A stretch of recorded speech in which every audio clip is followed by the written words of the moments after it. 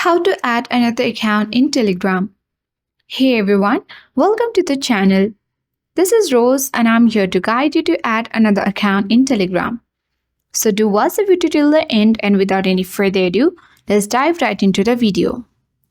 First of all, operate your Telegram applications on your device and then tap on it to launch the Telegram app on your device. Sign into any particular account and then tap on the three-line icon at the top left corner of the screen. At the top left corner, you'll easily see the down face arrow, which is next to your name and your phone number. Simply tap on it and a drop-down menu box appears where you need to tap Add Account button.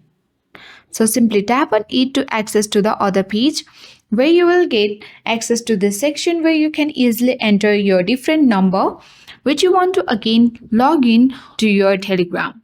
Here you can enter the country name, country's code and the phone number. After that, you can easily check mark sync contact if you want to sync your contacts, and then tap on the arrow button at the bottom right corner of the screen. Then you need to verify your different phone number, and then after that you can easily use two accounts in Telegram app. So that is how we add another account in Telegram. Hope this video helped you.